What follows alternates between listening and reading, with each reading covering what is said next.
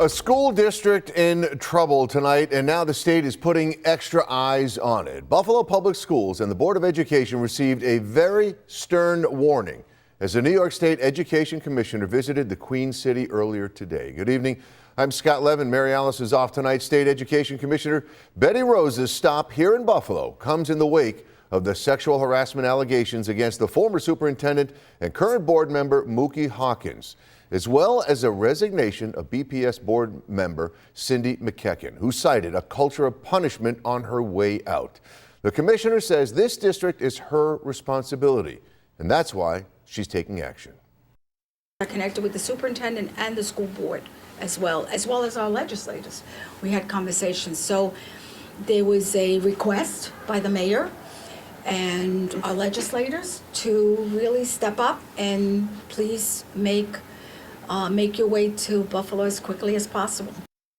Channel 2's Nate Benson is in the newsroom right now with new reaction on the commissioner's visit here to Buffalo. Nate? Yeah, good evening, Scott. There's a few things we learned today. The commissioner is serious that things need to change for Buffalo Public Schools and that board members had no idea she was coming and weren't part of the meeting.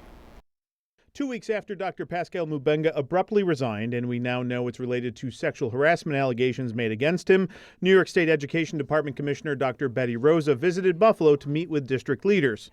Well, some of them. We didn't find out until last night. I heard from a reporter. We didn't get word that she was here, but she was here, and I am very happy about that. I'll get to the Board of Education members that weren't invited in just a moment. During her press gaggle, Commissioner Rosa expressed disappointment that the board went ahead and selected a new member to represent the North District, even after she sent the board a letter requesting they refrain from filling it. Because I felt that given the nature of what is going on, the complexity of all the issues, usually in times like that, you really take your time in making those kinds of decisions. Suggesting that the board may have rushed the decision so that Mayor Ryan didn't fill the position. During her visit, Commissioner Rosa met with Interim Superintendent Dr. Ebony Prophet-Bullock, members of her cabinet, and Board of Education President Dr. Kathy Evans-Brown. After that meeting, Commissioner Rosa revealed that she has assigned an advisor to the district.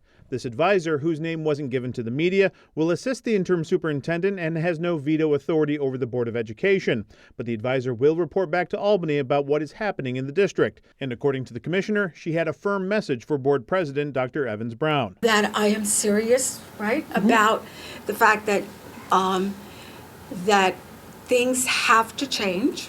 There is a commitment by the superintendent and her team that they are going to make sure that I absolutely get to see the plans that they're putting together, both fiscal plans as well as instructional plans, and that my staff will be working very closely with the superintendent and pretty much monitoring what is going on. Board members Eric Bowen and Adriana Zulich welcomed the advisor looking over the district. This just didn't happen overnight. This has been going on for several years, the turmoil.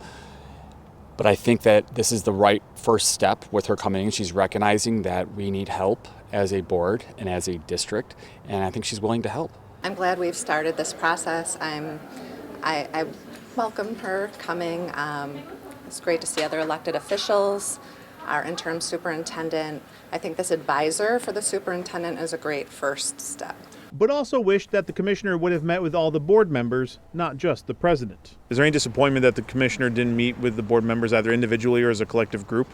Yeah. I mean, we're making the decisions for the kids. We're elected officials here. We're elected by our communities. And for us not to know, it is frustrating, but we can't keep dwelling on things that are going bad. We have to focus on what's going good. I would have came if I was invited, for sure. Both board members are looking for the district to move forward and for the public to get more involved. I hope for a whole and for this city and for these kids that we can come together and just get rid of all this nonsense of what's going on and move forward. I know it's hard for the public to recognize that with all the headlines going on, but we really need to move forward. I invite the community and parents to get more involved. Come speak at the board meetings. Write letters. We meet every third Wednesday. I would love to see more engagement, please. We represent the values and vision of the community, and please hold us accountable.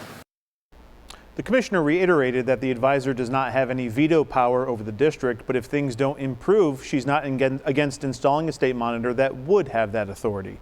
On your side, Nate Benson, Channel 2 News. Nate, thank you.